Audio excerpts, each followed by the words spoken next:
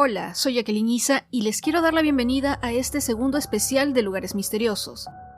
En esta oportunidad, y según las votaciones del grupo de seguidores de Instagram de El Dato Misterioso, les dejo 4 de los episodios que cuentan la historia y leyendas de casas embrujadas, y además también encontrarán material adicional que no se ha publicado anteriormente.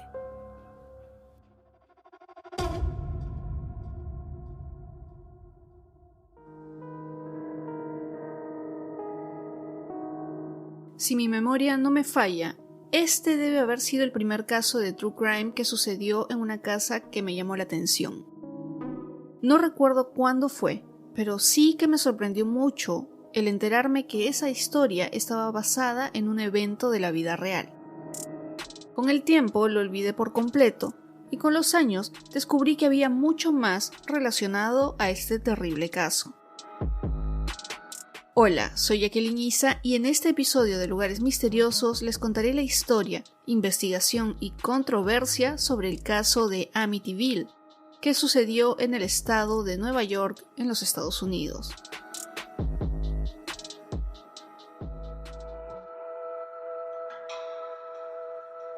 Amityville es un pequeño poblado que está ubicado en el condado de Suffolk, en el estado de Nueva York. El origen del nombre tiene 2 versiones. La primera es que originalmente se llamaba Huntington West Neck South, pero en 1846 se le cambió el nombre a Amityville, basándose en la palabra Amity, que significa amistad. Sin embargo, también se le atribuye a la barca Amity de Samuel Ireland. Después de lograr el consenso, el nombre de este poblado se cambió a Amityville, algo así como la Villa de la Amistad.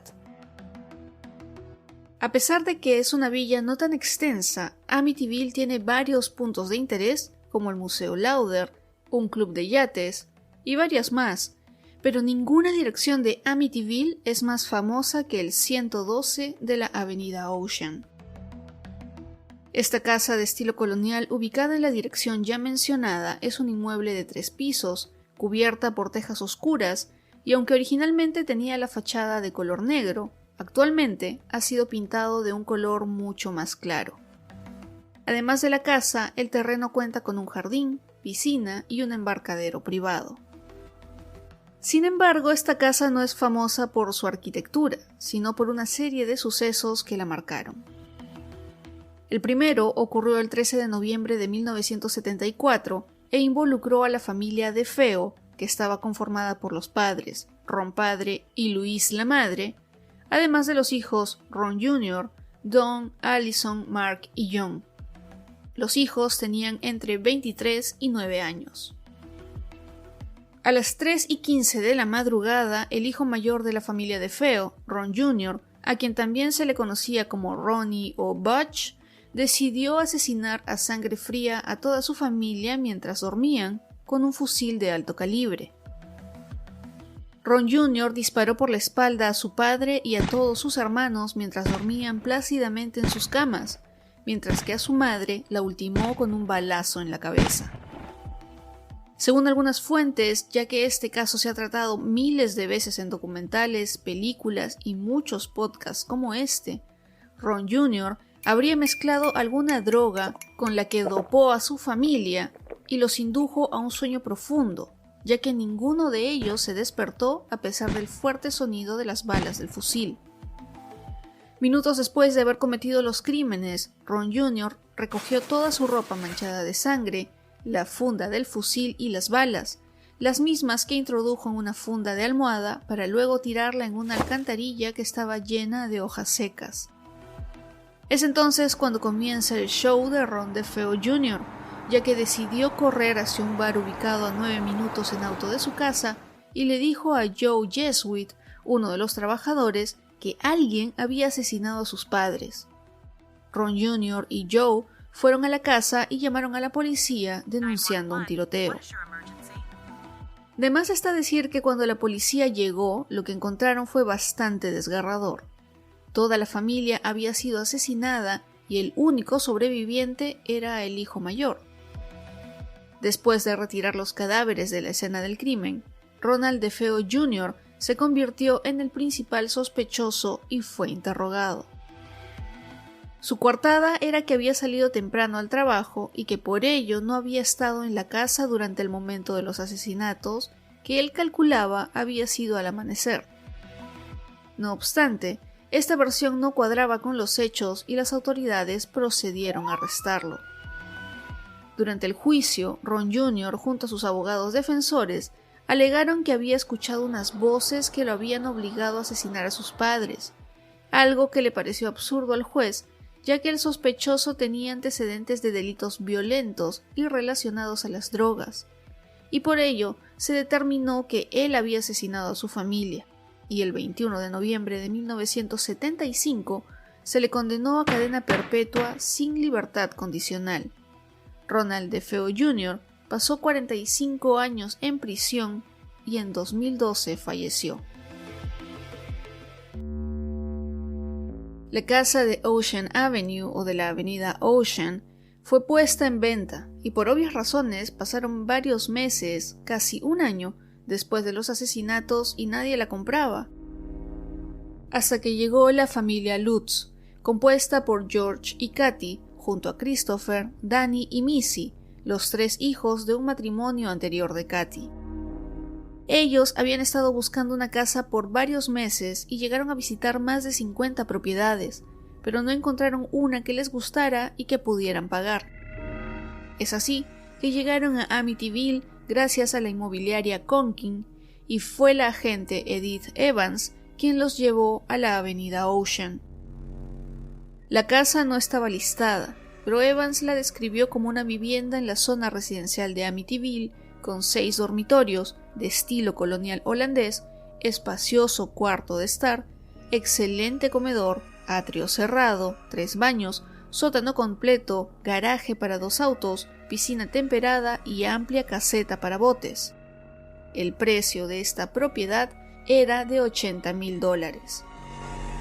Recuerden que estamos en los últimos años de la década de 1970, pero aún así el precio de la casa era prácticamente una ganga, por lo cual George preguntó si es que ese precio no estaba errado, y fue ahí cuando la agente le contó la realidad de la vivienda y lo que había sucedido adentro. La pareja Lutz no se asustó con esa historia y mantuvieron el interés por comprarla.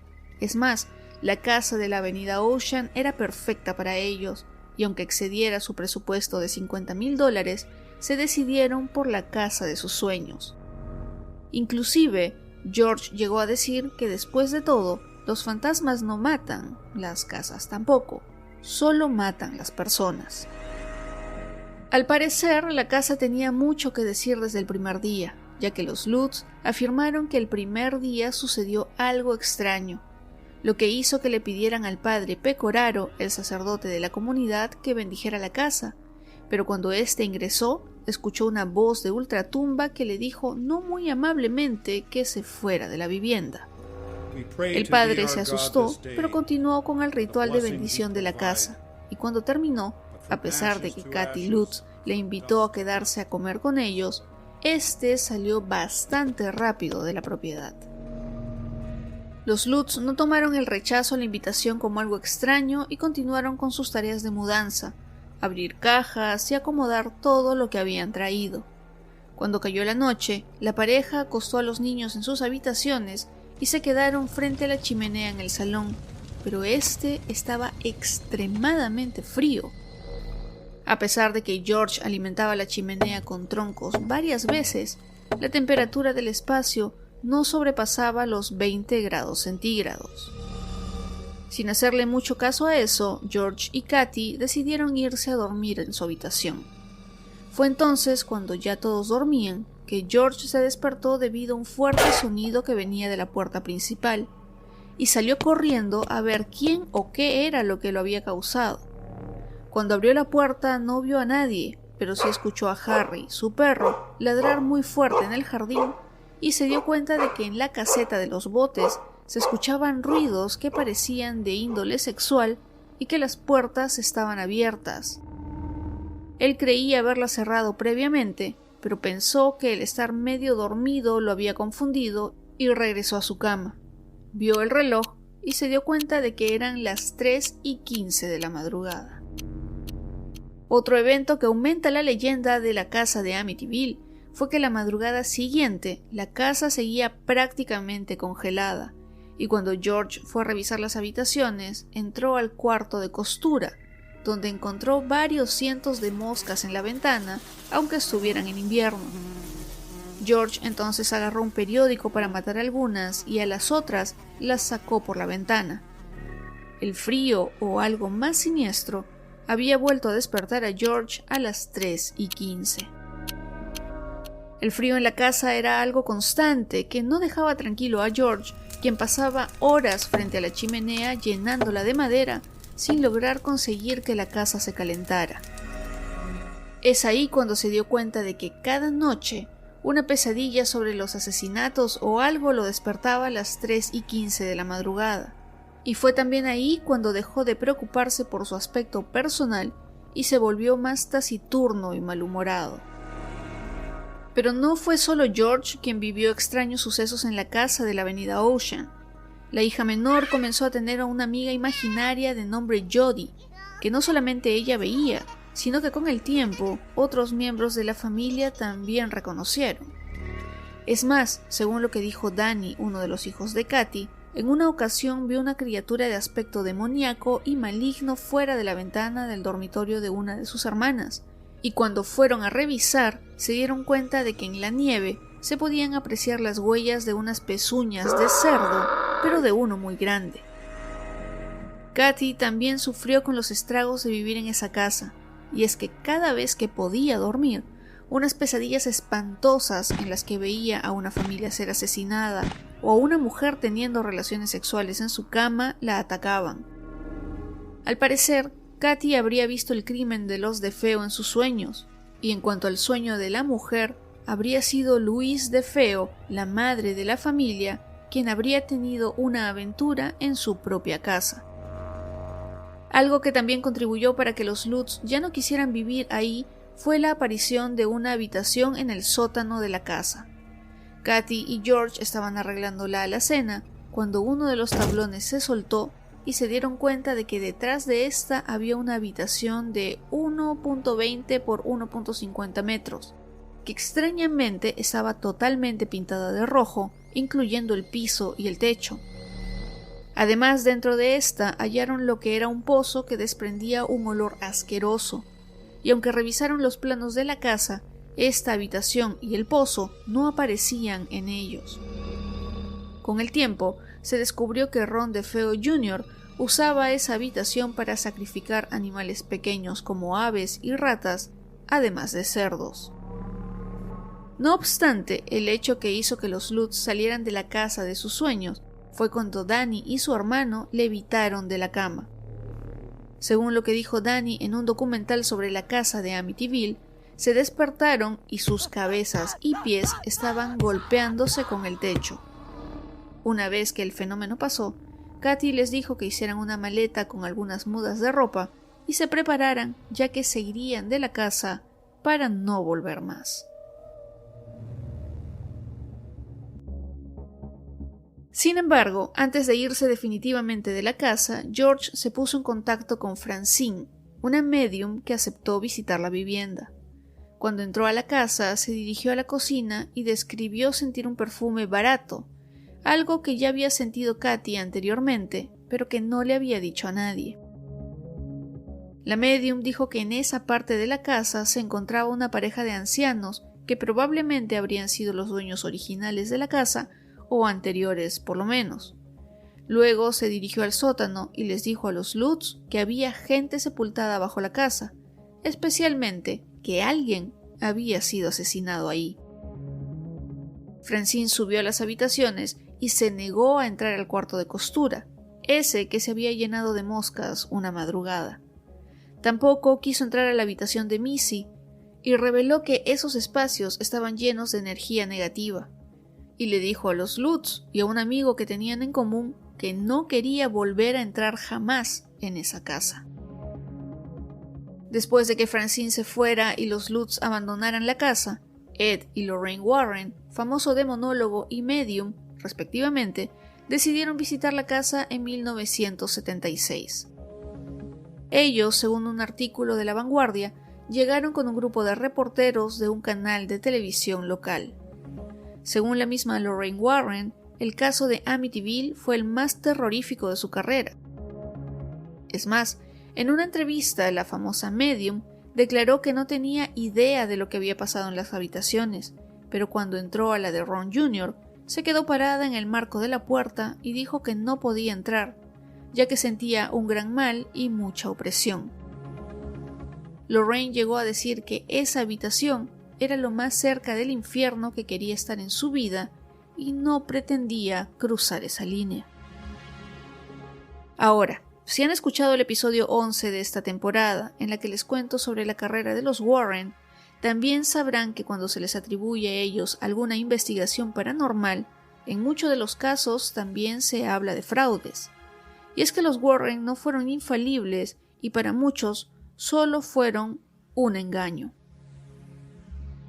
Todo lo que le pasó a la familia Lutz en la casa de Amityville fue retratado en una novela de 1977 de Jay Anson, titulada Horror en Amityville.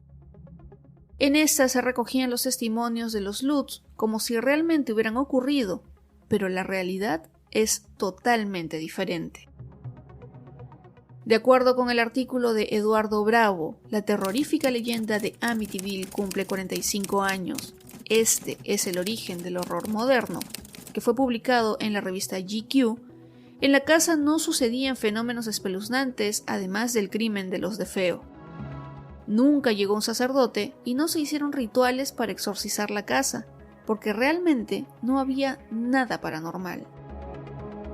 Al parecer, el abogado de Ron DeFeo Jr.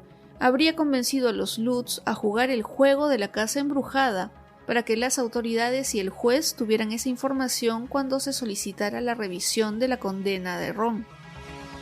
Sin embargo, esto no le funcionó al abogado e inclusive decidió demandar a los Lutz por el enriquecimiento que habrían logrado por el libro de Jay Anson y por todas las apariciones en televisión y entrevistas que dieron a diferentes medios de prensa. Además, la demanda del abogado incluía que no le habían pagado sus regalías por ser el coautor de todo ese invento.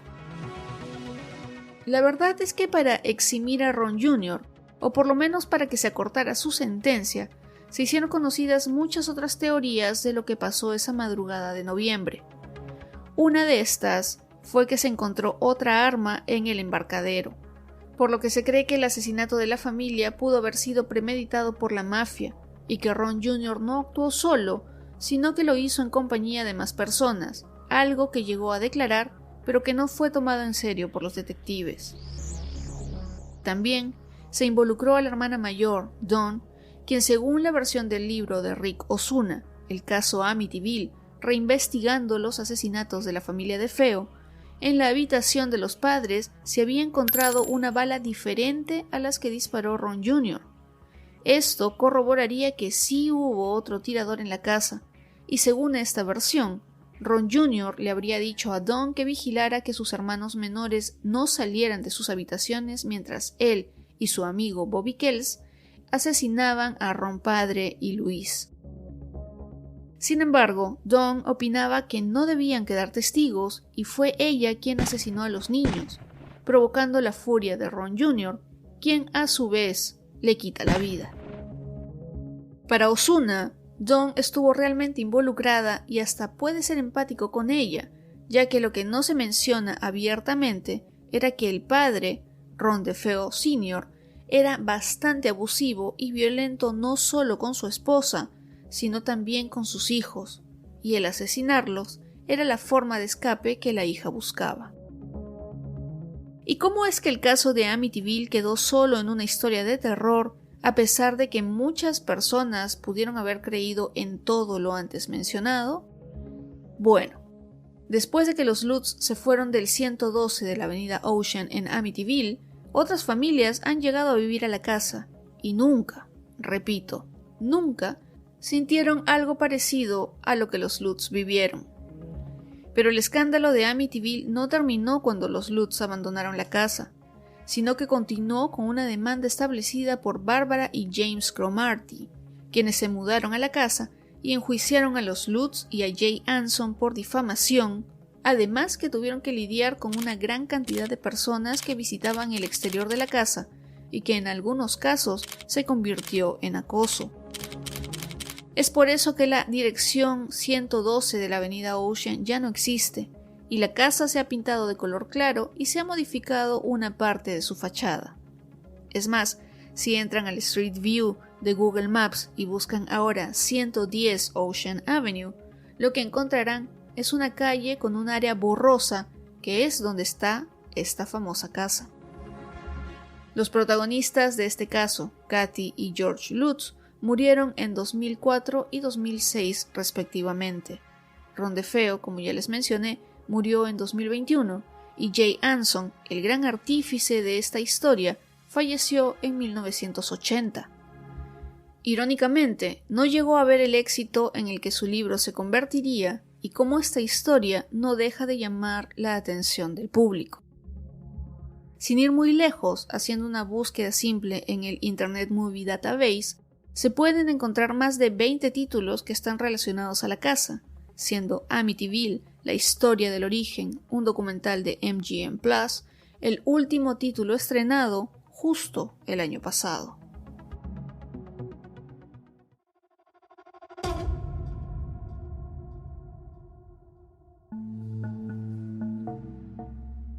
No sé si hay algo que llame más la atención que una casa antigua, que aunque no se le puede considerar como abandonada, sí se debe tener en cuenta la cantidad de desgracias que han ocurrido ahí, y que pareciera que hay quienes no se han querido ir, a pesar de los muchos años que ya han pasado. Hola, soy Jacqueline Isa y hoy en Lugares Misteriosos conoceremos la historia y la leyenda oscura de la mansión Lemp, que está ubicada en St. Louis, Missouri.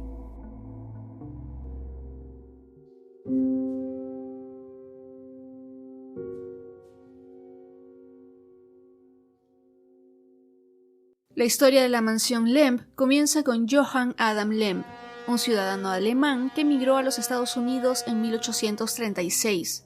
Se estableció en la ciudad de St. Louis dentro de una comunidad alemana que iba creciendo día con día y en la parte sur de la ciudad decidió abrir una pequeña tienda de alimentos en la que vendía, entre muchas otras cosas, vinagre y cerveza artesanal.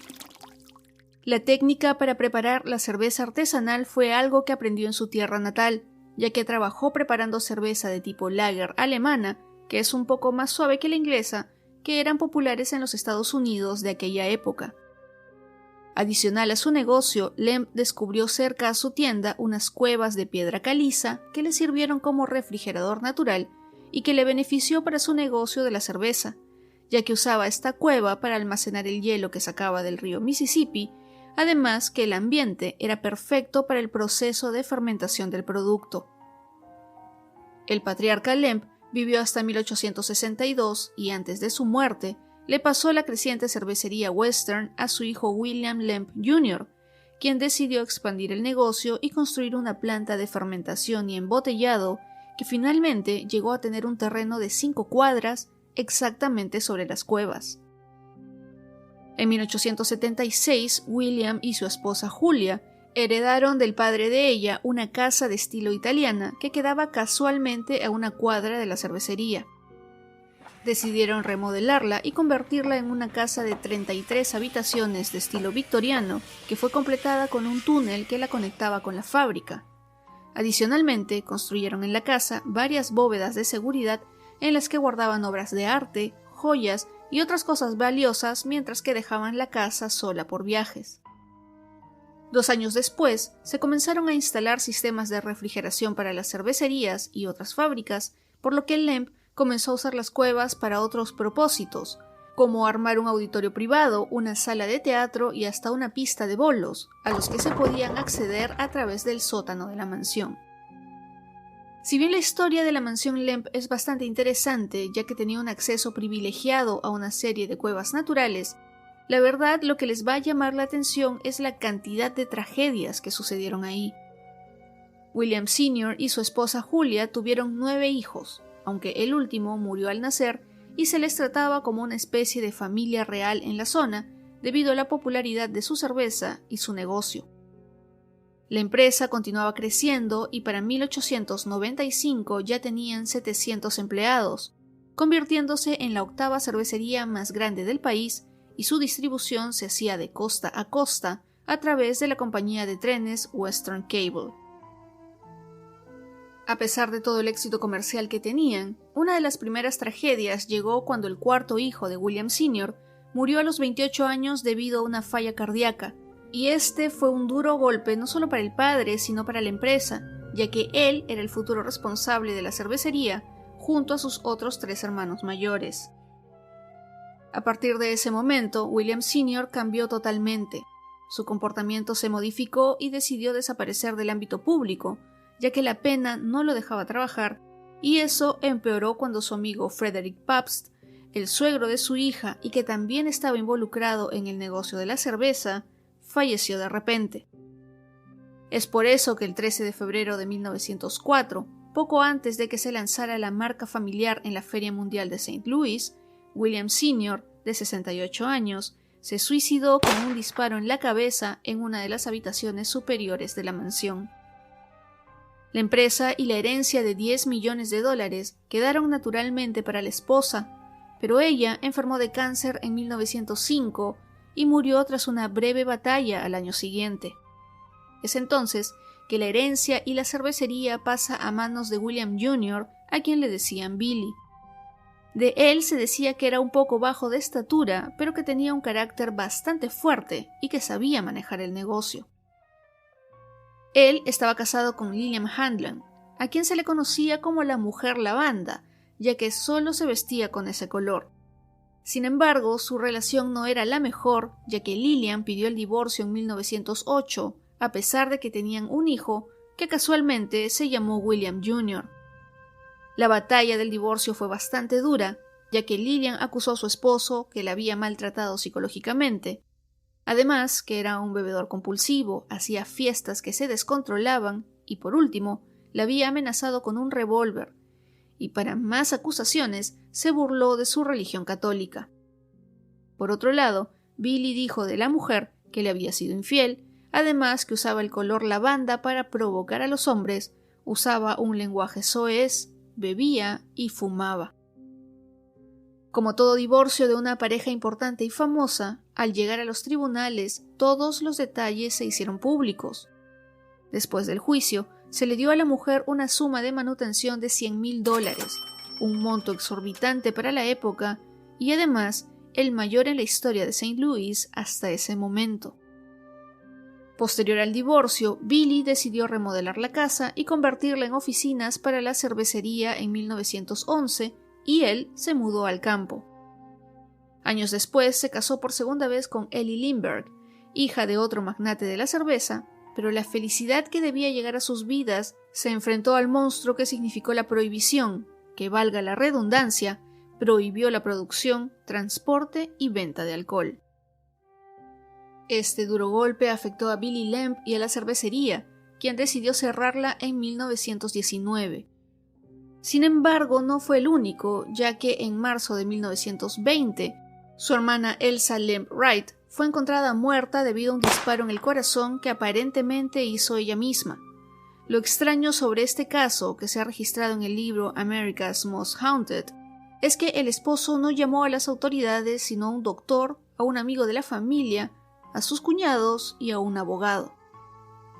Las tragedias no pararían, ya que en 1922, mientras se liquidaba la cervecería por menos de $600,000, cuando realmente valía como 7 millones, Billy decidió quitarse la vida disparándose 2 veces en el pecho en su oficina en la mansión Lamb. A pesar de que se vendió la empresa, la mansión continuó como propiedad de la familia y ahí se mudó el tercer hijo de William y Julia junto a su perro. Él vivió casi como un ermitaño, ya que no salía de la propiedad y solo tenía 2 sirvientes. Se dice que tenía una fobia a los gérmenes, por lo que desarrolló un desorden obsesivo-compulsivo, y cuando pasaron los años, en 1949, Charles Lamb decidió ponerle fin a su vida y también a la de su perro con un revólver de 38 milímetros. En este caso, sí se encontró una carta de suicidio que decía que si lo encontraban muerto, la culpa era solo de él y de nadie más.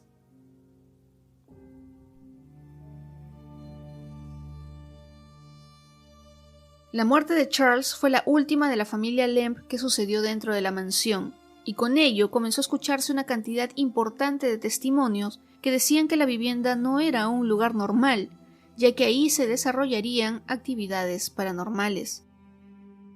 Pasaron los años y en 1974 Richard Pointer Sr. compró la mansión con la esperanza de poder convertirla en una pieza importante de la historia de St. Louis, pero tal como él dijo, no tenía planeado comprar una casa embrujada. Y es que la actividad paranormal comenzó desde el momento de la renovación, ya que los trabajadores comenzaron a asustarse por ruidos extraños y apariciones que hicieron que algunos renunciaran y otros ni siquiera terminaran su día de trabajo. Algo interesante que sucedía cuando la mansión estaba en obras era que solían aparecer de la nada antigüedades o artefactos que se necesitaban casualmente en ese momento. Una vez que se terminó la restauración, la mansión abrió como restaurante-hotel y a partir de ahí se comenzaron a recibir reportes de más apariciones fantasmales en los pasillos oscuros. Hay quienes decían haber visto a Billy Lemp, mientras otros decían que era Lillian, además que se habían visto las presencias de un perro y un hombre, que podrían ser Charles Lemp y su perro Serva. Adicionalmente a estas presencias se habla de un niño cara de mono, quien es una forma pequeña que observa a los demás desde la ventana del ático y hace como si estuviera jugando a las escondidas, y se ha pensado que es Zeke, el hijo menor de William Sr. y Julia, a quienes ellos tuvieron escondido en la mansión debido a que tenía algunas deformidades físicas. Y en este caso, otros rumores contaban que no era hijo de Julia, sino que sería hijo ilegítimo de Billy con otra mujer, quien habría nacido con síndrome de Down. Aunque se habla mucho del niño cara de mono, no se han encontrado registros de que éste existiera realmente, ni un registro de nacimiento o de muerte han sido encontrados, y la versión de que éste viviera en la casa y permaneciera después de su muerte fue brindada por una medium que indicó que éste murió a los 16 años debido a una caída. Además, la versión de que hubiera sido hijo de Julia no cuadra, ya que ella habría tenido más de 60 años cuando nació. Si queremos buscar razones de por qué la mansión está embrujada, algunos expertos han dado la versión de que todo comenzó con una maldición a la familia Lemp, y esto se podría confirmar con la creencia de que el número 13 es de mala suerte, ya que este aparece bastante en la historia de la familia. Actualmente, la mansión Lemp se desarrolla como un hotel y restaurante y recibe a miles de personas al año. Algunas han tenido el privilegio, si queremos llamarlo así, de haberse encontrado con ciertas presencias paranormales. Como en toda mansión o casa embrujada, hay ciertos puntos calientes de aparición o de presencia de actividad paranormal, y ese es el caso de la oficina, donde una mujer de nombre Teresa contó que estuvo un fin de semana en febrero de 2013. Según lo que contó, estuvo con otra persona que, como ella, tenía interés en la mansión desde el punto de vista de lo paranormal. Ellas se instalaron en una de las suites de la mansión y ni bien el restaurante cerró, decidieron recorrerla cuando estaba vacía, cuando no había mucha afluencia de huéspedes o trabajadores, por lo cual podían caminar sin problemas. Así llegaron a una zona pequeña tipo comedor que antaño fue la oficina de Billy Lemp, exactamente donde se suicidó. Las mujeres entraron a la habitación y se sentaron frente a una chimenea que estaba casi a oscuras, y Teresa se fijó en la pintura de Lillian, la esposa de Billy, que como siempre estaba vestida de color lavanda. Fue ahí cuando sintió un escalofrío y decidieron iniciar una sesión de EVP, con la que intentarían comunicarse con Billy o alguien desde el más allá. Según las mujeres, la voz de William Jr. se hizo presente, y cuando le preguntaron por qué estaba tan abatido que decidió quitarse la vida, la voz de Ultratumba les dijo que era porque había fallado. Esta última respuesta dejó a las mujeres perplejas, como era de esperarse. Otro testimonio que se ha registrado es el de Grant Nevala, un empleado del restaurante. Él llevaba trabajando 7 años ahí, por lo que ha visto varias cosas extrañas, a las que él dice haberse acostumbrado, ya que de otra manera no podría cumplir con su trabajo. A pesar de haber visto varios fantasmas, Grant cuenta que hay un incidente que sí lo marcó y que pasó varios años atrás. Él estaba atendiendo a una pareja de clientes regulares que se había quedado un poco más tarde del horario del cierre y eran los últimos en dejar el establecimiento. Una vez que se fueron, Grant cerró la puerta y básicamente estaba solo, ya que esa noche no tenían huéspedes y los otros trabajadores ya se habían ido. A la noche siguiente, la pareja de clientes regulares regresó, pero con otro semblante. Le preguntaron al empleado que cuántas personas se habían hospedado en el hotel la noche anterior, y él les dijo que ninguna, y que tampoco había trabajadores, que la verdad era que solo estuvo él en toda la mansión Lemp.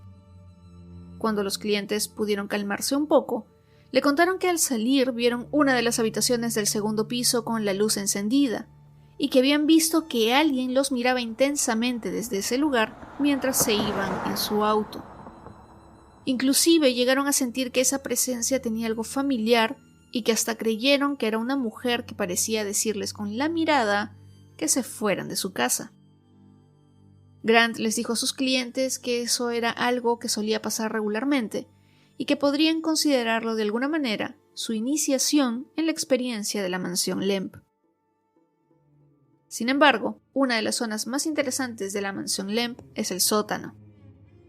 Entrar en este podría parecer que sería algo claustrofóbico, pero es prácticamente lo contrario. Según las descripciones de libros y otras fuentes como las páginas web dedicadas a la mansión Lemp, el sótano fue modificado para que sea funcional y tuviera hasta salas de teatro y de bolos. Estos túneles tienen 3 niveles que se expanden por varios kilómetros de largo y un buen número de metros de profundidad. Lo que se cuenta es que eran los Lemp los únicos que conocían a detalle estos túneles y los usaban regularmente. Durante la prohibición, algunos de los túneles fueron clausurados y estos prácticamente se han perdido, ya que nadie tiene los registros o mapas. Entre la época en que el último Lemp vivió hasta 1950, los túneles pasaron desapercibidos, pero fue en ese año que fueron redescubiertos gracias a las exploraciones en las que además encontraron unos huesos que por lo menos resultaron extraños. Después de ser estudiados por paleontólogos del Museo de Historia Natural de Nueva York, se determinó que eran de un espécimen del Pleistoceno. Lamentablemente, la mayoría de las cuevas fueron destruidas cuando se construyó la carretera interestatal 55 durante la década de 1960.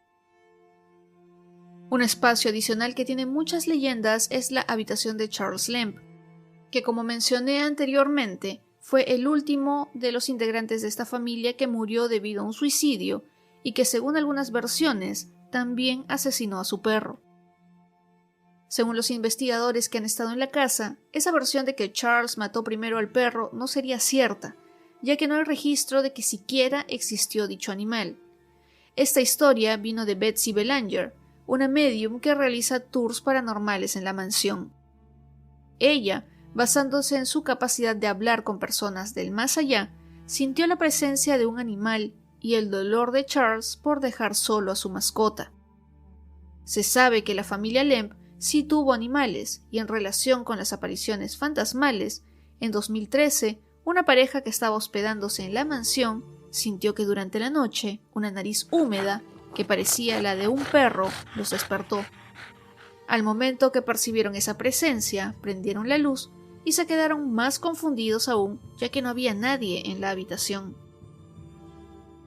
Si bien la mansión Lemp es muy conocida por las tragedias que ahí sucedieron, una extensión de esta es el mausoleo de la familia, que se encuentra en el cementerio Bellefontaine de Saint Louis, y este no solo alberga los restos de la mayoría de los miembros de la familia, sino que según Atlas Obscura, en este mausoleo también se aprecia actividad paranormal. Quienes han pasado por el exterior durante el anochecer han visto algunos espíritus que por alguna razón se habrían quedado en este plano.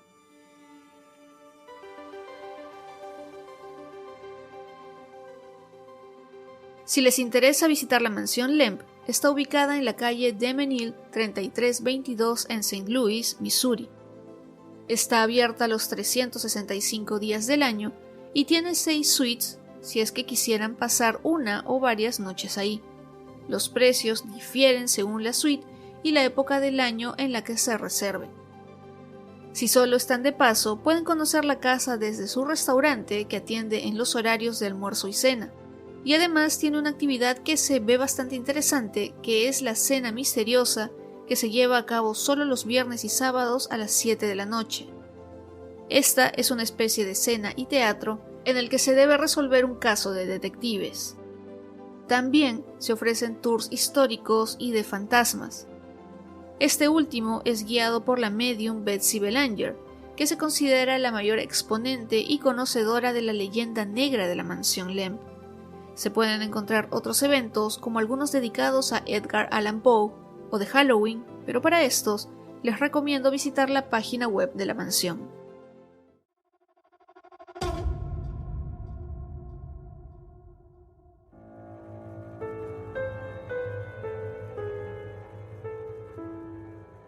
Londres es una ciudad icónica, una metrópolis llena de vida, pero también de muchas leyendas. Una calle en especial, cerca del Palacio de Buckingham, tiene 2 viviendas que cuentan varias de estas. Hola, soy Jacqueline Isa y en este episodio de Lugares Misteriosos conoceremos la historia, secretos y leyendas del Berkeley Square o la Plaza Berkeley, que como ya mencioné, está ubicada en Londres, Inglaterra.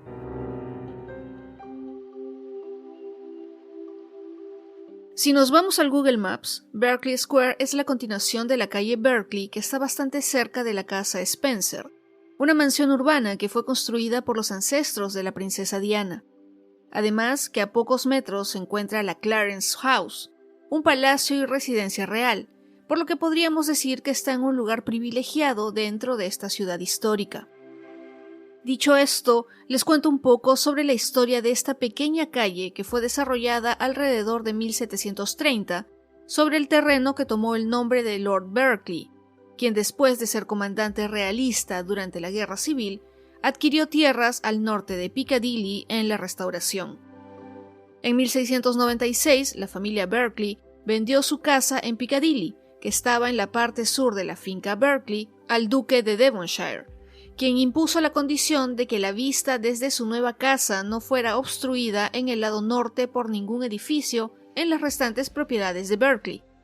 Así, esta calle consistió en casas solo en los lados este y oeste, lo que explica su forma alargada. Los números 42 y 46 son originales, siendo el número 44 obra de William Kent. En el título de este episodio menciono a las casas embrujadas de esta calle, y comienzo con la más importante, o por lo menos la más conocida, que es la número 50. Esta fue construida en 1750 y aún se mantiene en pie, aunque hubo un tiempo en el que estuvo muy descuidada, pero afortunadamente fue renovada. La casa de 4 pisos está pintada de un color azul oscuro, que algunos apreciarán como casi negro, y actualmente es propiedad de los libreros Max Bros. La casa fue diseñada por el arquitecto William Kent, quien también fue un famoso arquitecto paisajista. El primer ministro George Canning vivió ahí desde 1770 hasta su muerte en 1827. Después de Canning, la casa fue propiedad de la honorable Elizabeth Carson, quien también vivió ahí hasta su fallecimiento en 1859. Por otro lado, a pocos metros del número 50 se encuentra la casa número 44 de Berkeley Square, que según Nicholas Pevsner, un destacado historiador especializado en arquitectura, era la mejor casa adosada de Londres. Fue diseñada en 1742 por William Kent para Lady Isabella Finch, una dama de honor de la hermana de Jorge II, la princesa Amelia. Detrás de su elegante fachada palladiana, que desmiente un interior de esplendor impresionante, Lady Isabella entretuvo a muchas luminarias de su época, con las actividades y los sirvientes siendo supervisados por su devoto mayordomo, quien lucía una figura elegante en su uniforme verde y peluca empolvada. Más tarde, la casa fue comprada por Lord Claremont, quien frecuentemente recibía al príncipe regente, el futuro Jorge IV, y tras pasar por una sucesión de propietarios, en 1959, el Club Claremont tomó posesión.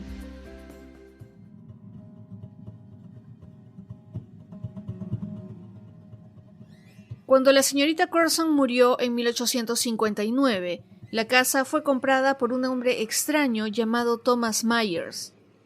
Acababa de ser rechazado por su prometida y se volvió un poco loco después de eso. Su comportamiento nocturno aumentó las historias sobre lo paranormal. Este casi nunca salía de casa, dormía durante el día y vivía de noche. Durante sus paseos nocturnos dentro de la casa, hacía sonidos y ruidos extraños que asustaban a los vecinos y a los transeúntes casuales. Cuando Myers dejó de pagar sus impuestos en 1773, un agente de impuestos visitó la casa. Al ver el estado, decidió no imponer más impuestos sobre ella. Myers murió al año siguiente y la casa quedó en manos de su hermana, pero debido al abandono y al nivel de deterioro en el que se encontraba la casa, ella decidió quedarse en la suya. La casa número 50 de Berkeley Square entonces quedó abandonada hasta 1884. Una de las historias que se cuentan sobre este lugar involucra a dos marineros que, al no tener dónde dormir durante la temporada de Navidad, ocuparon la casa sin permiso, que para esa época estaba desocupada, y se acostaron en una de las habitaciones. Lo que estos marineros no tenían en cuenta es que escogieron la habitación más embrujada de la casa. Según la leyenda, en años pasados, a una de las sirvientas se le dio la orden de limpiar esa habitación, y como no salía de esta, al irla a buscar, la encontraron balbuceando incoherencias. Después de eso, la mujer nunca recuperó la razón, por lo que no se pudo saber qué es lo que le había pasado. Antes, inclusive de que los marineros durmieran en ese cuarto, un joven bastante valiente se ofreció para pasar la noche en la habitación, además que prometió luchar contra cualquier entidad, así fuera sobrenatural, pero no pudo hacerlo, ya que a la mitad de la noche lo encontraron muerto en la cama, con los ojos abiertos y con una expresión de terror puro. Volviendo a los marineros, durante esa noche, se despertaron asustados debido a que escucharon que alguien subía por las escaleras. Pensaron en un inicio que sería algún guardia que se había dado cuenta de la invasión, pero no, era una entidad horrible que cruzó la puerta y se dirigió directamente a ellos. Uno de los marineros pasó cerca de la entidad y salió a la calle. No obstante, perdió el conocimiento en la puerta de la casa y fue ahí donde lo encontró la policía. Luego, cuando recobró el sentido y mencionó a su compañero, ya era demasiado tarde. Al entrar a la casa lo encontraron muerto, tieso y con los ojos abiertos por el terror. Esta leyenda se relaciona mucho con algo que se ha conocido como la cosa sin nombre de Berkeley Square. Y es que en la década de 1840, Sir Robert Warboys se burló de la existencia de aquellas historias y decidió también pasar una noche y entrar armado en caso tuviera que pelear. Ya que el dueño de la casa de aquel entonces sabía el peligro que existía, le dio además una campana para que le avisara si necesitaba ayuda. En algún momento de la noche, el dueño de la casa se despertó por el ruido de la campana y corrió a la habitación, donde encontró a Warboys agazapado en un rincón de la habitación, con los ojos abiertos por el pánico, una pistola en la mano y un hueco de bala en una de las paredes. Por lo que se llegó a determinar, Robert Warboys murió víctima del pánico que sufrió al ver lo que sea que entró en esa habitación. Con el paso del tiempo, esta presencia siguió apareciendo, pero ya no acababa con la vida de las personas, sino que se contaba que quienes la veían por mucho tiempo se volvían locas. Según quienes vieron a la cosa sin nombre, en algunas ocasiones era como una nube y otras una bestia apestosa que parecía tener tentáculos como un calamar o un pulpo, que detrás de sí dejaba restos de una baba pútrida. Para otros testigos, la cosa sin nombre aparecía con la forma de un hombre alto y sombrío que hacía unos ruidos horrorosos al moverse y que quienes iban a hacer la limpieza al día siguiente también perdían la razón y, según la leyenda, muchos de ellos terminaron internados en manicomios, pero otros terminaban muertos no solo por la entidad, sino porque se lanzaban por la ventana de la habitación. En el libro The Grey Ghost Book de Jesse Middleton, escrito en 1912, se cuenta que además en esa macabra habitación se siente que las paredes estuvieran como electrificadas y que durante muchos años la casa estuvo cuidada por una pareja de ancianos, pero que no tenían la llave de acceso a esa habitación, que siempre debía permanecer cerrada. Inclusive había una persona que llegaba a la casa a limpiar la habitación cada 6 meses, pero mientras lo hacía, los cuidadores debían quedarse encerrados en el sótano y eran liberados unas horas después. Finalmente, en este libro se menciona que la casa nunca debía ser vendida o abandonada. Existieron otros testimonios que se refirieron a la casa como que en algún momento perteneció a un excéntrico comerciante, quien decidió no gastar dinero en la conservación de la vivienda y por ello, por muchos años, no se limpió o se pintó. Al hombre solo lo visitaba su hermana y entraban con permiso 2 sirvientes. Cuando falleció, la hermana intentó que se hiciera una tasación de la casa, para saber cuánto valía, pero el agente de bienes raíces se dio cuenta del terrible estado de la vivienda, por lo que preguntó a las sirvientas si habían escuchado ruidos extraños o si vieron alguna presencia fantasmal, a lo que ambas respondieron que no. Sin embargo, quiero regresar al momento en el que murió la honorable señorita Curzon en 1859, después de cumplir los 90 años. Desde ese momento se comenzaron a contar historias sobre la casa, y esta vez el epicentro no era la habitación que ya les mencioné, sino el ático, que al parecer estaría embrujado y donde se vería la presencia de una joven mujer. Esta se habría quitado la vida saltando de una de las ventanas cuando trataba de escapar de un familiar abusivo. Ella aparece como una sombra marrón que ha asustado a varios testigos.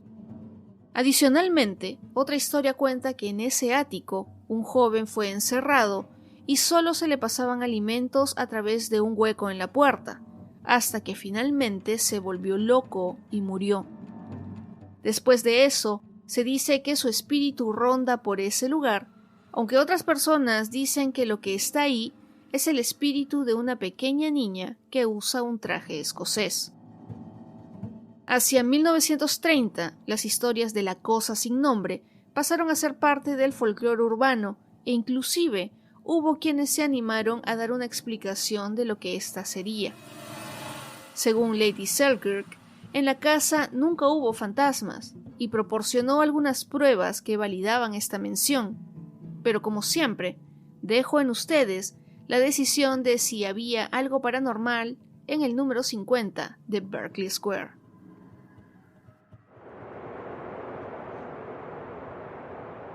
La otra casa que les mencioné al inicio de este episodio es la número 44 de la misma calle. Esta, después de ser propiedad de William Kent y Lady Isabella Finch, fue comprada por Lord Claremont, quien recibía constantemente al futuro Jorge IV. Tras pasar por una sucesión de propietarios, hacia 1959, el Claremont Club tomó posesión de la vivienda. Lo que se cuenta es que el mayordomo de Lady Finch ha elegido quedarse en la casa, en forma de fantasma, ya que sigue presente con su elegante uniforme verde y peluca blanca. Este es visto a menudo subiendo y bajando la escalera de la casa, vigilando el juego de la ruleta y el backgammon, que se juega en el gran salón. Quienes lo han visto dicen que camina con una ligera cojera, y que aparece por periodos muy breves, ya que por lo general desaparece a través de una de las puertas de la escalera, para luego aparecer en su dormitorio en uno de los pisos superiores de la casa. En esta dirección se encuentra el famoso Claremont Club, que recibía regularmente al Claremont Set, un exclusivo grupo de jugadores británicos adinerados. Esta casa fue el primer casino de Londres, instalado por John Aspinall, después de recibir la licencia de juego bajo una ley de Gran Bretaña. Este club estaba conformado por 5 duques, 5 marqueses, aproximadamente 20 condes y 2 ministros de gabinete. Además que varios famosos fueron miembros como el actor Peter Sellers, Ian Fleming, el autor de los libros de James Bond, y David Stirling, entre otros. Además de las leyendas de fantasmas que se cuentan sobre esta mansión, en 1976, James Goldsmith, uno de los empresarios del club, inició un juicio a la revista Private Eye, ya que estos publicaron que los miembros del Claremont Set habían estado involucrados con el asesinato de la niñera de su familia, una mujer llamada Sandra Rivet. Goldsmith no ganó el caso, pero logró un acuerdo privado con la revista. Para nuestra mala suerte, la casa del número 50 es actualmente la sede de Mac Bros, una editorial de libros antiguos y manuscritos, por lo que el edificio no está abierto al público. Por su parte, el número 44, como ya se mencionó, es un club privado al cual solo tienen acceso sus miembros. Si en algún momento están en Londres y quieren tomarse una foto en el exterior de la que se conoce como la casa más embrujada de esta ciudad, deben tomar cualquier línea del metro que los deje en la estación de Green Park y luego caminar unos 10 minutos aproximadamente hasta Berkeley Square. Si están turisteando por el Palacio de Buckingham, un lugar de obligatoria visita en Londres, pues pueden caminar, eso sí, unos 25 a 30 minutos, dependiendo del clima tan impredecible de esta ciudad. Hasta octubre de 2022 se podían reservar tours guiados al número 50 de esta misteriosa calle, en la que se prometía el ingreso al ático y a esa macabra habitación donde tantas cosas supuestamente sucedieron. Ya que el número 50 de esta calle ha sido la que más leyendas e historias tiene en su haber, se han hecho algunas películas u otro material contando su historia. Por ejemplo, la película Los fantasmas de Berkeley Square, de 1947, es una comedia británica que adapta una novela de Carrie Brahms que está inspirada en la historia de la casa más embrujada de Londres. Además del libro de Jesse Middleton, que se puede encontrar de manera gratuita en internet, en Amazon se puede comprar el libro de Ben Stevens titulado 50 Berkeley Square, que está basado en lo que hoy les he contado. Otro libro, pero ahora un thriller de misterio, fue escrito por DJ McCran, también basado en la historia de la casa. Y así llegamos al final de este episodio. Antes de terminar, cuéntenme si creen que la historia de esta misteriosa calle es real o no. Estaré leyendo todos sus comentarios en @lugaresmisteriosos el podcast, en Instagram y Facebook. Si este episodio les gustó, no dejen de recomendárselo a sus amigos y en sus redes sociales. Recuerden suscribirse en las apps de Spotify, Audio Player, Amazon Music o donde escuchen sus programas favoritos para que no se pierdan nada de este contenido. Les agradezco mucho por acompañarme hasta esta parte. Yo soy Jacqueline Isa, me despido por ahora, pero nos encontramos en otros lugares misteriosos muy pronto.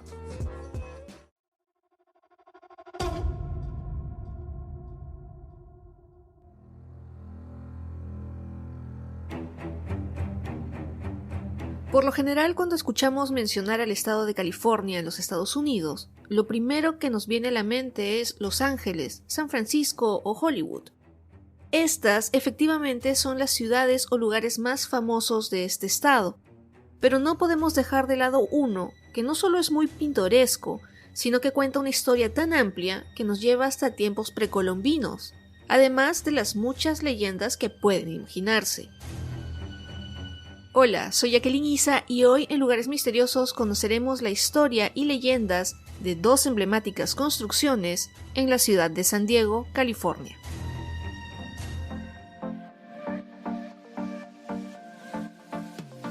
San Diego es una de las ciudades más antiguas de California y como les comenté previamente, su historia se remonta a tiempos precolombinos, cuando la región estaba habitada por diversas tribus nativas americanas, incluyendo los Kumeyaay. La primera expedición europea a la zona fue realizada por el explorador español Juan Rodríguez Cabrillo en 1542, quien reclamó el área para España. Sin embargo, no fue hasta 1769 que se estableció el primer asentamiento europeo permanente, con la fundación del Presidio de San Diego y la Misión San Diego de Alcalá por el fraile franciscano Junípero Serra. Durante el periodo colonial español y más tarde bajo el dominio mexicano, San Diego era un pequeño pueblo fronterizo. Cuando en 1821 México logró su independencia de España, la región pasó a ser parte del territorio mexicano. Luego, la secularización de las misiones en 1834 resultó en la distribución de tierras a rancheros, lo que marcó el inicio del desarrollo agrícola de la zona. La ciudad comenzó a crecer de manera más significativa después de la guerra entre México y Estados Unidos, que culminó con el Tratado de Guadalupe Hidalgo en 1848, mediante el cual California pasó a ser parte de Estados Unidos. Sin embargo, el verdadero crecimiento de San Diego comenzó a finales del siglo XIX y principios del XX, cuando llegó el ferrocarril en 1885 y se expandió el puerto. La exposición Panamá-California de 1915 y el año siguiente, que celebraba la apertura del Canal de Panamá, también fue un factor clave en el desarrollo de la ciudad, atrayendo a numerosos visitantes y nuevos residentes. Además, durante la Segunda Guerra Mundial, San Diego se convirtió en un importante centro militar y naval, lo que contribuyó aún más a su crecimiento económico y demográfico. Como se habrán dado cuenta, la cantidad de años e historia que tiene San Diego la hacen merecedora de cierto misticismo, en el que se dice que inclusive esta ciudad tiene en su lista de edificios históricos uno que fue reconocido como el más embrujado por el Congreso de los Estados Unidos, o bueno, eso parece.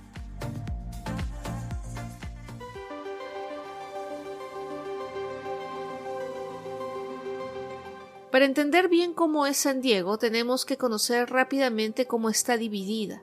Y es que San Diego tiene dos partes muy importantes que se conocen como la parte moderna y el Old Town, que es más conocido como el lugar donde nació California. Esta parte, que es la más antigua, fue donde se estableció el primer asentamiento europeo en la región.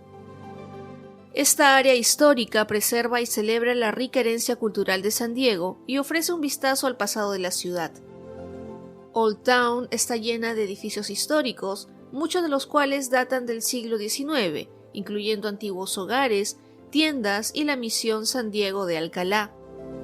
En esta zona de la ciudad se puede sentir la atmósfera del antiguo pueblo mexicano y español, ya que se puede apreciar la arquitectura colonial y las calles adoquinadas. Es en esta zona donde se encuentran las dos construcciones protagonistas de este episodio.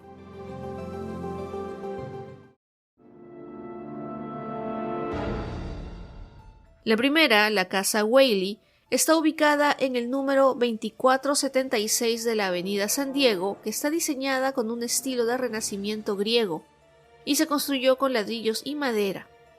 Esta es una casa relativamente común de 2 pisos, construida a mediados de 1800. Thomas Whaley, de quien tomó el nombre de la casa, provenía de una familia influyente, ya que su abuelo, Alexander Whaley, permitió que George Washington se quedara en su casa durante la Guerra de la Revolución, además que participó en el Boston Tea Party y brindó armas para el ejército continental. Cuando Alexander Whaley murió, su hijo Thomas Whaley, padre, asumió el control de los negocios de la familia, y después de la Guerra de 1812, Whaley y su esposa Rachel le dieron la bienvenida a su hijo Thomas Jr. En esa época, los Whaley ya tenían un negocio establecido de manufactura y equipamiento. Lamentablemente, Thomas Whaley padre murió cuando Thomas Jr. aún era un niño, por lo que la educación recayó en su madre, quien decidió enviarlo al más fino y caro internado en el que aprendiera sobre los negocios de su familia. Después del colegio, estudió en el Instituto Washington para luego viajar por Europa durante varios años.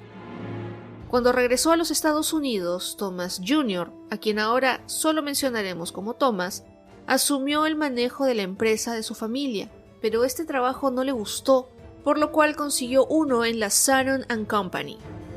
Durante los años siguientes tuvo diferentes trabajos y decidió construir una casa en San Francisco, en la que viviría con su futura esposa Anna, pero luego de un gran incendio en 1851 que destruyó la casa y otras más, Thomas decidió no reconstruir, sino mudarse a San Diego, una ciudad que estaba teniendo muy buen crecimiento.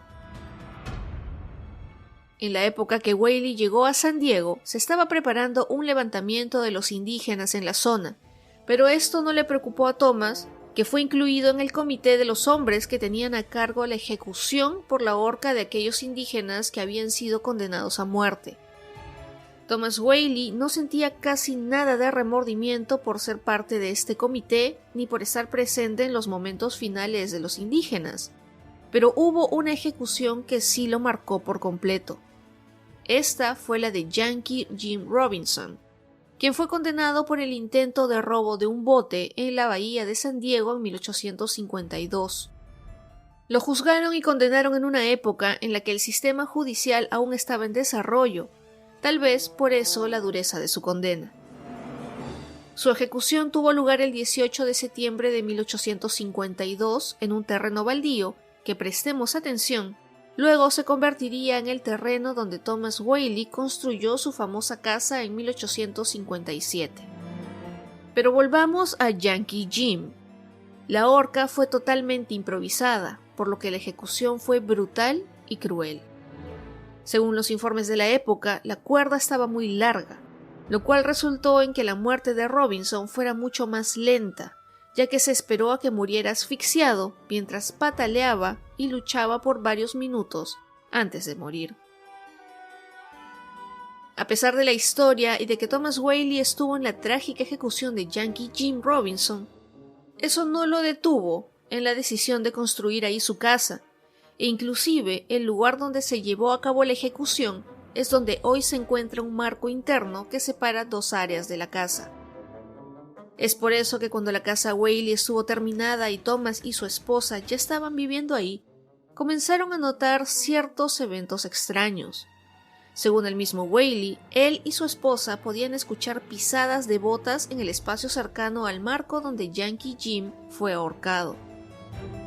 Con el tiempo nació el primogénito de la pareja, a quien llamaron Francis, y después llegó Thomas III, pero lamentablemente este murió a la corta edad de 18 meses debido a la fiebre escarlata.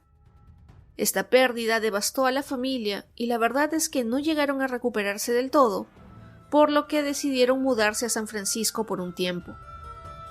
Cuando Anna se rehusó a regresar a San Diego, Thomas decidió rentar la casa a Thomas Tanner, quien era un actor que quería usar la casa como teatro y como la vivienda de su compañía. Así instalaron un escenario en lo que fue anteriormente el recibidor y los comedores, y la casa Whaley se convirtió en el primer teatro comercial de la ciudad. Después de un terremoto en San Francisco, Anna decidió regresar a su casa, y fue así como terminaron compartiendo la vivienda con Tanner y la compañía de teatro. Tanner se quedó con casi toda la casa y los Whaley, que habían tenido varios hijos más, se acomodaron en la planta baja y el granero. Sin razón aparente, Thomas Tanner murió mientras dormía en uno de los dormitorios del segundo piso, por lo que poco después la compañía de teatro se disolvió y los Whaley pudieron habitar su casa por completo nuevamente. No obstante, Thomas tuvo que viajar a Nueva York por un juicio pendiente, pero se quedó ahí por 6 años, por lo que al regresar a su casa descubrió que el Old Town de San Diego había decaído completamente, además que una de sus hijas, Violet, se quitó la vida en la casa. Anna Whaley decidió entonces que debían salir de esa vivienda, ya que estaba de alguna manera maldita desde el tiempo de las ejecuciones de los indígenas, y se mudaron a la parte más moderna de San Diego. La casa Whaley se quedó vacía por mucho tiempo. Por lo menos, ninguna persona viva quiso permanecer ahí hasta que se convirtió en un museo. Desde que se iniciaron las actividades en el museo de la casa Whaley, se comenzaron a conocer reportes de actividad paranormal. Por ejemplo, visitantes o trabajadores del lugar han sentido la presencia de alguien que los observa fijamente desde la escalera que lleva al segundo piso de la casa. Es más, hay quienes dijeron haber sido empujados mientras bajaban esos escalones. Se supone que esa presencia un tanto violenta podría ser la de Yankee Jim Robinson, aunque otras personas creen que es el fantasma de Thomas Tanner. También, según quienes han visitado la casa, han escuchado los llantos de un bebé en una de las habitaciones del piso superior, que casualmente fue el cuarto donde dormía Thomas III. Inclusive, quienes han tomado fotos en esa habitación han podido registrar la presencia de lo que parece ser un niño pequeño, aunque en el momento no hubiera ninguno. Además, en casi todas las fotografías que se toman dentro de ese cuarto, se aprecian orbes o estos círculos misteriosos de luz. Otros de los testimonios que se han registrado de los visitantes y trabajadores es que en la zona donde se encontraba el escenario del teatro de Tanner, se suelen escuchar voces de personas que parece que están conversando cuando no hay nadie ahí, y cuando una persona entra, pues todo queda en profundo silencio.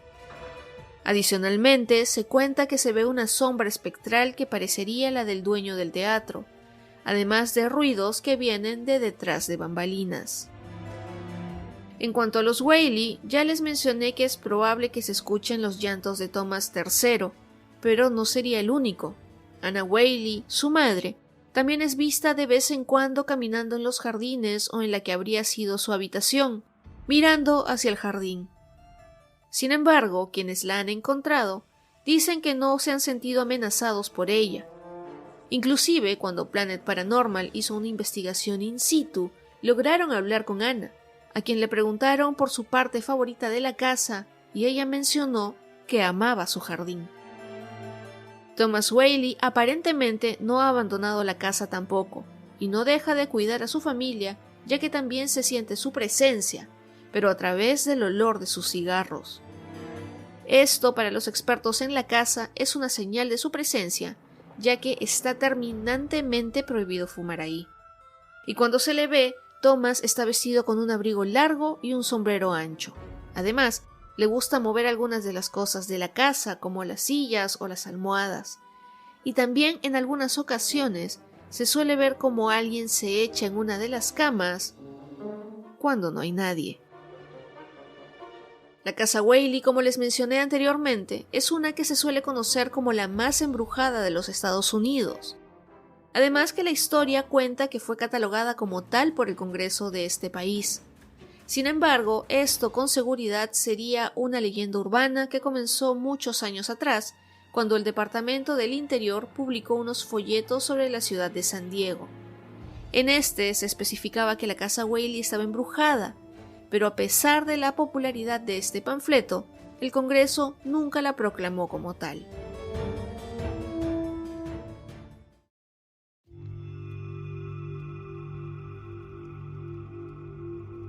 El segundo protagonista de este episodio es el antiguo cementerio de la Old Town, que se le denominó Campo Santo. Este lugar tiene muchas leyendas, pero la verdad es que su historia es un poco más espeluznante y trágica. Este cementerio se estableció en 1849 como uno católico romano en lo que hoy es el distrito de Old Town, y en sus inicios fue el principal lugar de enterramiento para los residentes de la comunidad durante la segunda mitad del siglo XX. Durante sus primeros años, el cementerio fue muy respetado y sagrado para la comunidad, pero a medida que San Diego crecía y se desarrollaba, el cementerio comenzó a deteriorarse y quedó bastante descuidado, y es ahí cuando el desarrollo de la ciudad hace que el cementerio casi desaparezca.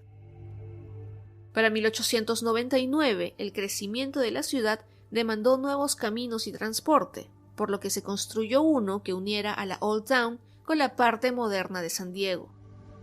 Es por eso que se decidió hacer un camino para los caballos y sus carretas. Lamentablemente, esto significó que una parte del cementerio se debía ceder para hacer este camino, y ya que el cementerio estaba prácticamente abandonado, decidieron construir el camino sobre las tumbas, a pesar de que se prometió que se exhumarían los cadáveres y se trasladarían a otros cementerios. No obstante, esto no pasó, sino que se construyó el camino sobre las tumbas, y años después, en 1942, se reforzó con pavimento, creando lo que es hoy la Avenida San Diego. Es ahí cuando los problemas comenzaron, y como se publicó en el libro Haunted Cemeteries o Cementerios Embrujados de Tom Ogden, Samantha, una joven que llevaba viviendo un tiempo en San Diego, decidió visitar el Camposanto. A este llegó con su auto y se estacionó junto a la puerta de entrada. Cuando cruzó la puerta del cementerio, un aire frío le pasó por el cuerpo, algo bastante inusual para la época en la que estaba yendo, por lo que pensó que no había sido una brisa normal. Sin embargo, continuó con la visita. El Camposanto es un cementerio bastante sencillo y una fracción de lo que fue en sus años iniciales, cuando tuvo a más de 470 personas descansando ahí. Samantha esperaba que fuera un cementerio muy bien cuidado, uno al estilo de los que se ven en casi todo el país, pero lo que encontró la sorprendió un poco. A pesar de que el cementerio estaba bastante limpio, la mayoría de las tumbas tenían pequeños cercos hechos con piedras o de madera. Algunas de ellas tenían lápidas antiguas o cruces artesanales de madera. En resumen, el cementerio se veía bastante austero. Sin embargo, tiene algunos personajes célebres enterrados ahí, y es por eso que suele ser visitado constantemente. Uno de ellos es Yankee Jim Robinson, cuya historia conocimos hace unos minutos.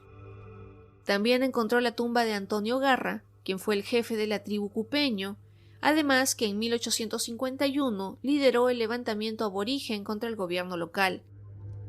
Cuando Samantha estaba mirando la tumba de Garra, se comenzó a sentir un poco extraña, como mareada, pero definitivamente no se sentía bien y lo único que quería hacer era salir de ahí. Decidió entonces terminar su visita y regresó a su auto, que a pesar de ser uno bastante moderno, no prendió a pesar de todos sus esfuerzos. Justo en ese momento bajó y al mirar el cementerio vio a una mujer vestida con ropas del siglo XIX dentro de este. Para Samantha era obvio que era una de las trabajadoras del establecimiento, por lo que le preguntó si conocía algún taller mecánico cerca, pero la vio con una actitud un poco distraída, como si realmente no le prestara atención a nada. Samantha dejó de mirarla por un instante y cuando quiso volver a hablarle, la mujer había desaparecido. No le quedó otra opción que llamar a una grúa que pudiera llevar su auto y a ella al taller mecánico más cercano, y justo cuando ésta llegó, el encargado revisó el motor del auto y lo prendió, como si no tuviera ningún problema. Es más, el hombre miró a Samantha y le dijo que ella no era la primera persona en tener problemas con su auto cerca al Camposanto. Entonces le contó algo más sobre el lugar. Cuando se hizo la avenida San Diego en 1942, se pavimentó sobre las tumbas y ya que no se trasladaron a ningún otro cementerio, en donde se sabe a ciencia cierta que hay una tumba, se ha colocado una pequeña placa que dice gravesite o tumba en español. Y solo dice eso ya que no hay registros de quién o quiénes están aún bajo la avenida. Es más, junto a uno de los neumáticos del auto de Samantha, pudo ver una de estas pequeñas placas, por lo que su auto estaba estacionado sobre una tumba, lo cual seguramente habría molestado a la persona y se lo hizo saber al malograr temporalmente su auto. El encargado de la grúa también le contó a Samantha que mucha gente sentía un cambio de temperatura muy fuerte cuando ingresaban al Camposanto, algo que ella había sentido, además de una sensación de incomodidad cuando se estaba ahí. Inclusive, según otras personas, se veían apariciones de aquellos que estaban enterrados ahí, pero a estos solo se les veía de la cintura para arriba. De acuerdo con el libro que les mencioné, Samantha se fue lo más rápido de ahí y creo que no regresó nunca más.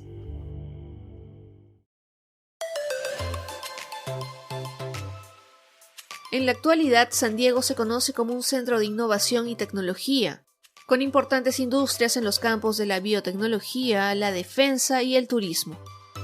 La ciudad es conocida por su clima agradable, sus playas y su proximidad a la frontera con México, lo que le confiere una vibrante diversidad cultural.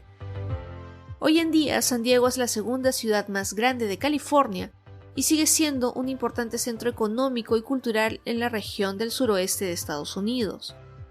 Es por eso que tiene muchísimos lugares que conocer. Claro, algunos más embrujados que otros, pero de que los hay, los hay. Además de la Casa Whaley y el Campo Santo, se pueden encontrar lugares misteriosos como el Hotel del Coronado, que fue fundado en 1888, The Star of India, un barco histórico y museo, la Villa Montezuma, una casa victoriana construida para el espiritualista Jesse Shepard, y el Presidio Park, entre otros. Si tienen planes de conocer la Casa Whaley, existen varias formas de hacerlo, comenzando con un tour autoguiado cuya entrada cuesta un aproximado de $15 por persona. También está el tour con guía, de unos $20, además que puede ser parte de las investigaciones paranormales por unos $100 por persona, y otro que te lleva por las calles y avenidas de San Diego hasta llegar al Camposanto, que si quieren realizar cuesta unos $45. Si quieren más información o comprar los tickets para hacer uno de estos recorridos, pueden visitar la web oficial de la casa. El Camposanto, a diferencia de otros museos, no cobra entrada y está abierto todos los días desde la mañana hasta las 5 de la tarde aproximadamente. Si quieren visitar el cementerio después de recorrer la Casa Whaley, pueden caminar por unos 2 minutos y llegan. Probablemente se sorprendan del espacio de este cementerio, ya que es bastante pequeño y además está en medio de restaurantes y tiendas. Esta moderna ciudad con mucha historia tiene varios lugares por conocer. Así como los lugares embrujados, también se pueden encontrar muchas tiendas de moda, lugares para comer o tomar un helado, museos, playas y barcos, además del famoso zoológico de San Diego, los parques de diversiones SeaWorld y Legoland.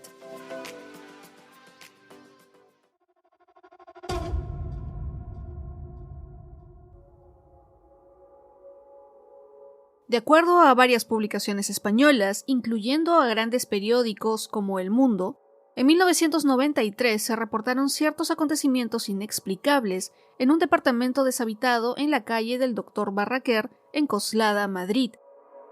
Según el gran libro de las casas encantadas de Clara Tajoses, este departamento también es conocido como la Casa de los Espíritus, nombre que no se basó en la obra de Isabel Allende, sino en uno que se les ocurrió a los vecinos de Coslada.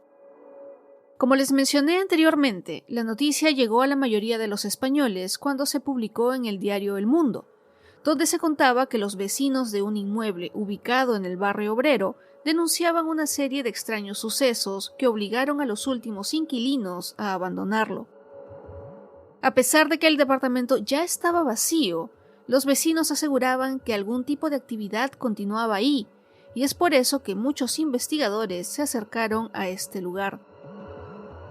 Uno de ellos fue la autora del gran libro de las casas encantadas, que se trasladó 13 kilómetros desde Madrid y cuando llegó al lugar se dio cuenta que la tarea iba a ser un poco más difícil de lo que creía, ya que en ese edificio no había un portero, y además los vecinos que antes estaban dispuestos a hablar, pues ahora ya no tanto, por lo menos no dando sus datos completos.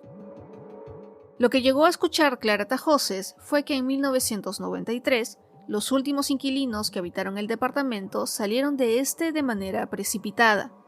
Ellos eran una pareja con un pequeño niño que llegaron con muchas ilusiones, pero que terminaron arrepentidos de vivir ahí. Según lo que contaron, en el departamento se escuchaban golpes y ruidos muy fuertes en plena madrugada, lo que era bastante espeluznante, ya que casi todo el edificio estaba en silencio, y a pesar de que hablaron con sus vecinos, pues nadie se hizo responsable de aquellos estruendos. Adicionalmente, dentro del departamento en cuestión, los objetos se movían sin que nadie los tocara, y vivían con la sensación de que alguien los observaba constantemente, a pesar de que estuvieran completamente solos. Aunque estas condiciones de vida son bastante difíciles de aceptar, lo más espeluznante para esta familia sucedió cuando el infante comenzó a enfermarse. En un principio, la autora no dio con el diagnóstico del niño, pero algunos de los vecinos le dijeron que tenía una enfermedad hereditaria en la sangre, a pesar de que nadie de su familia la sufría.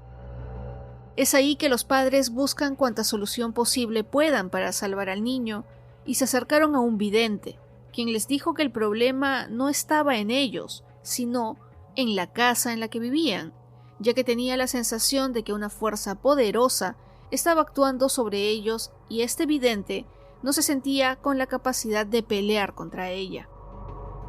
La familia se quedó un tiempo más en este departamento y cuando sacaron el papel tapiz de las paredes, se dieron con una horrenda sorpresa, ya que en estas encontraron varias pintas y símbolos, como esvásticas, una estrella de David y el nombre Charo, además de otros garabatos. A los vecinos les pareció raro el grupo de símbolos y dibujos encontrados en las paredes, pero lo que no les causó sorpresa alguna fue el nombre Charo. La autora del libro buscó información por fuera del edificio y descubrió que esa tal Charo había sido una pitonisa o adivinadora que además practicaba la ouija y tenía una bola de cristal. Siguiendo la pista de este último objeto, Clara Tajoses llegó a la tienda donde Charo la había comprado y descubrió que no se trataba de cualquier bola de cristal, sino de una con la que la mujer pudo haber realizado algún tipo de ritual que probablemente habría abierto un portal o que trajo algún tipo de energía maligna hacia el departamento.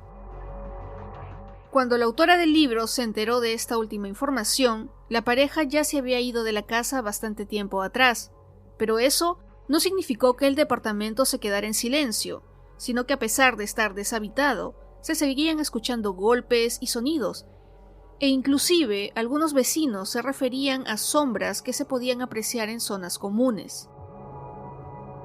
La calle del Dr. Barraquer es bastante corta, por lo que en una deducción rápida viéndola en Google Maps se puede determinar que el inmueble sigue abandonado, ya que es el único que tiene algunas tiendas en la planta baja, pero todos los pisos superiores están cubiertos de mallas, por lo que se entiende que hasta ahora nadie vive ahí.